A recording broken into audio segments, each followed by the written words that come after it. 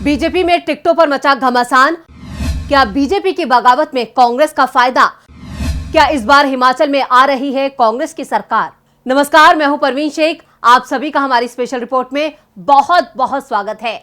आज की इस रिपोर्ट में चर्चा करेंगे हिमाचल में बनते नए चुनावी समीकरणों की। कैसे पहाड़ी राज्य बीजेपी के हाथों से फिसल रहा है। रिवाज बदलने का नारा देकर चुनावी मैदान में उतरी बीजेपी फिलहाल बैकफुट पर है। हिमाचल प्रदेश में चुनाव की घोषणा के बाद टिकट फाइनल हो चुके हैं। इसके साथ ही बीजेपी में बगावत भी शुरू हो गई है। 10 सिटिंग एमएलए के टिकट काटने और 2 मंत्रियों के चुनाव क्षेत्र बदलने से बीजेपी में बगावत के बम जगह जगह फूट रहे हैं। बीजेपी ने विधायकों के टिकट एंटी इनकम्बेंसी कम करने को लेकर काटे थे, लेकिन ये दांव अब बीजेपी पर ही उल्टा पड़ता नजर आ रहा है। पार्टी में ऐसी बगावत हो गई है कि कई जगह तो परिवार में ही कलेश हो गया है। तो अब कहां कहां हो रही है बीजेपी के खिलाफ बगावत, आपको विस्तार से बताते हैं। धर्मपुर में परिवार में ही हुई बगावत। भाई के खिलाफ बहन वंदना गुलेरिया कांग्रेस के टिकट पर लड़ेंगी चुनाव। शिमला ग्रामीण से बीजेपी ने रवि मेहता को टिकट दिया है। 2017 में बीजेपी के टिकट पर चुनाव लड़ रहे डॉक्टर प्रमोद शर्मा बागी हो गए हैं, अब निर्दलीय लड़ेंगे चुनाव। किन्नौर में बीजेपी ने पूर्व विधायक तेजवंत नेगी का टिकट काटकर वन निगम के वाइस चेयरमैन सूरत नेगी को पार्टी ने प्रत्याशी बनाया है। प्रमोद तेजवंत नेगी ने निर्दलीय लड़ने का ऐलान कर दिया है। नालागढ़ विधानसभा क्षेत्र में बीजेपी ने कांग्रेस से आए लखविंदर राणा को टिकट दिया है। इससे पिछली बार के प्रत्याशी के.एल. ठाकुर ने अपने 125 पदाधिकारियों के साथ पार्टी से इस्तीफा दे दिया है और बागी होकर चुनाव लड़ने का ऐलान किया है। बीजेपी ने करसोग में सिटिंग एमएलए हीरालाल का टिकट काटकर दीपराज कपूर को प्रत्याशी बनाया है। हीरालाल ने दीपराज को पैराशूट बताकर बागी होने का ऐलान कर दिया है। बीजेपी ने धर्मशाला से युवा विधायक विशाल नहरिया का टिकट काटकर मुसीबत मोल ले ली है। इससे गद्दी समुदाय और बीजेपी मंडल पार्टी के खिलाफ हो गया है और आजाद चुनाव लड़ने की घोषणा कर दी है। कुसुम्पटी विधानसभा क्षेत्र से 2017 की प्रत्याशी विजय ज्योति सेन भी आहत हैं। कुसुम्पटी की टिकट सुरेश भारद्वाज को मिलने के बाद विजय ज्योति सेन निर्दलीय चुनाव लड़ेंगे। मंडी ब्लॉक भी अनिल शर्मा को टिकट दिए जाने से नाराज है, क्योंकि अनिल शर्मा 2017 में कांग्रेस छोड़कर बीजेपी में शामिल हुए। इससे स्थानीय मंडल नाराज है। शाहपुर से पंकज पंकू ने भी बीजेपी से बागी होकर निर्दलीय चुनाव लड़ने का ऐलान कर दिया है। पार्टी ने यहां मौजूदा मंत्री सरवीण चौधरी को ही फिर से टिकट दिया है। मनाली में भी युवा नेता महेंद्र आजाद ने स्वतंत्र उम्मीदवार के तौर पर चुनाव लड़ने का ऐलान कर दिया है। बीजेपी ने यहां से मंत्री गोविंद सिंह ठाकुर को टिकट दिया है। जुब्बल कोटखाई में बीजेपी ने बागी चेतन बरगटा को टिकट दिया है। इससे बीते साल उपचुनाव में बीजेपी के टिकट पर चुनाव लड़ रही नीलम सरेक और उनके समर्थक आहत हैं।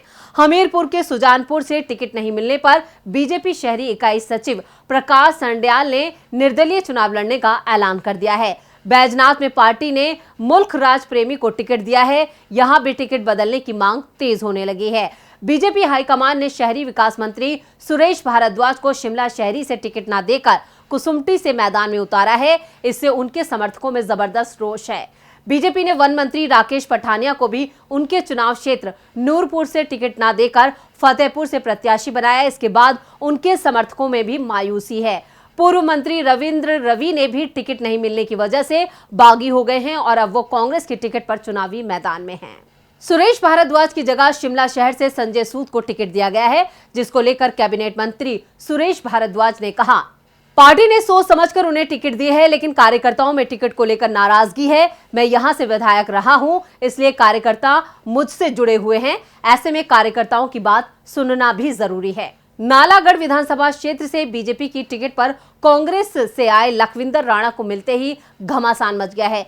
पूर्व विधायक के.एल. ठाकुर बीजेपी मंडल समेत जिला और प्रदेश के पदाधिकारियों ने बगावत कर दी है। रविंदर राणा को टिकट दिए जाने के विरोध में नालागढ़ पार्टी के मंडल समेत तमाम जिला और प्रदेश कार्यकारिणी के 140 पदाधिकारियों ने भी पार्टी को अलविदा कह दिया है। के.एल. ठाकुर ने कहा, समर्थकों और जनता की राय लेने के बाद आजाद चुनाव लड़ेंगे। मेरी विचारधारा किसी दूसरे का हक मारकर आगे आने की नहीं है, इसलिए आजाद उम्मीदवार के तौर पर चुनाव लड़ूंगा और 21 अक्टूबर को नामांकन दाखिल करके दावेदारी पेश करूंगा। बीजेपी को सबसे बड़ा झटका आशीष शर्मा के रूप में लगा है। हमीरपुर से टिकट की मांग कर रहे आशीष शर्मा ने 20 अक्टूबर को देर रात दिल्ली पहुंचकर कांग्रेस ज्वाइन कर ली है। आशीष ने हिमाचल प्रभारी राजीव शुक्ला के घर पर कांग्रेस का हाथ थाम लिया। आपको बता दें कि पिछले 4 दिन से उनके कांग्रेस में शामिल होने को लेकर चर्चा चल रही थी। अब वो हमीरपुर से कांग्रेस के प्रत्याशी हैं। आशीष शर्मा के समर्थकों ने मनाया टिकट मिलने का जश्न। इस बीच कांग्रेस ज्वाइन करने पर और उम्मीदवारी की चर्चाओं के बीच हमीरपुर शहर और उनके इलाके में लोगों ने खूब पटाखे छोड़े। हमीरपुर विधानसभा क्षेत्र में पिछले लंबे समय से आशीष शर्मा की गतिविधियां जारी थी और कोरोना काल में उन्होंने लोगों की जबरदस्त सेवा की। उसके बाद उन्होंने एक के बाद एक कई बड़े सम्मेलन करके अपने पक्ष में भीड़ जुटाई, जिसका सीधा फायदा अब कांग्रेस को होगा। बीजेपी और कांग्रेस दोनों में ही उनकी उम्मीदवारी को लेकर काफी समय से चर्चा चल रही थी, लेकिन जब नरेंद्र ठाकुर को बीजेपी ने हमीरपुर से सिटिंग विधायक होने के नाते प्रत्याशी बना दिया तो आशीष शर्मा को कांग्रेस प्रत्याशी के रूप में देखे जाने लगा था। कांग्रेस ने आशीष शर्मा को अपने पाले में करके बीजेपी को मात दी है। साथ ही अब हमीरपुर में उनकी जीत का दावा अभी से किया जा रहा है। बीजेपी की मंडी जिले की धर्मपुर सीट पर भी घमासान मचा है। बीजेपी के मंत्री महेंद्र सिंह ठाकुर की जगह उनके बेटे रजत को टिकट देने के कारण महेंद्र सिंह ठाकुर के घर में ही बगावत छिड़ गई है। धर्मपुर सीट से लगातार 7 विधानसभा चुनाव जीत चुके महेंद्र सिंह का नाम अलग अलग चुनाव चिन्ह पर इलेक्शन जीतने की वजह से Guinness book of world record में भी दर्ज है। तो अब इस सीट पर बेटी ने अपनी दावेदारी पेश कर दी है। 10 साल से बीजेपी में एक्टिव वंदना गुलेरिया बीजेपी महिला मोर्चा की प्रदेश महामंत्री थी।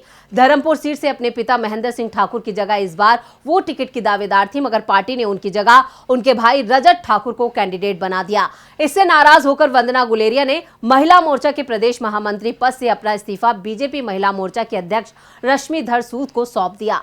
वंदना ने कहा कि परिवारवाद में हमेशा बेटियों को ही पीसा जाता है। यूं तो बीजेपी हाईकमान परिवारवाद को बढ़ावा नहीं देने का दम भरता है, मगर असलियत ये नहीं है। वंदना ने कहा कि टिकट दिल्ली में बढ़ते हैं मगर वोट दिल्ली में नहीं पड़ते। उसके लिए दिन रात ग्राउंड पर काम करना पड़ता है और लोग उसी को चुनते हैं जो उनके लिए काम करता है। जो इस लायक नहीं होता उसे वोट नहीं मिलते। वंदना ने दावा किया है कि उनके साथ धर्मपुर बीजेपी मंडल के तमाम पदाधिकारियों समेत बड़ी संख्या में महिला वर्करों ने बीजेपी छोड़ दी है। अब अपने भाई के सामने चुनावी मैदान में उतर सकती हैं वंदना। वंदना गुलेरिया धर्मपुर सीट से अपने भाई रजत ठाकुर के खिलाफ नामांकन भर सकती हैं। खबरों के मुताबिक वंदना गुलेरिया कांग्रेस की टिकट पर चुनाव लड़ेंगी। वैसे दूसरी पार्टियों के लिए बगावत आम बात हो सकती है, लेकिन अनुशासित माने जाने वाली बीजेपी के लिए सामान्य घटना नहीं है। बीजेपी के मौजूदा सीएम जयराम ठाकुर रिवाज बदलने के सपने देख रहे हैं। इन सपनों पर हर तीसरे विधानसभा क्षेत्र में टिकट दावेदारों और उनके समर्थकों के बगावती तेवर पानी फेर सकते हैं। आपको बता दें कि हिमाचल प्रदेश में 12 नवंबर को मतदान होगा, जबकि चुनाव के नतीजे 8 दिसंबर को घोषित होंगे। तो ये थी हमारी स्पेशल रिपोर्ट। आपको हमारा ये वीडियो कैसा लगा नीचे कमेंट बॉक्स में अपनी राय जरूर दें और इस वीडियो को ज्यादा से ज्यादा लाइक करें और शेयर करें। देखते रहिए डीबी लाइव। नमस्कार। हमारे चैनल से जुड़े रहने के लिए YouTube पर टाइप करें डीबी लाइव, सब्सक्राइब बटन को क्लिक करें और बेल आइकन को दबाना न भूलें ताकि खबरें आप तक पहुंचती रहें। देखते रहिए डीबी लाइव, क्योंकि यहाँ हैं खबरें लगातार।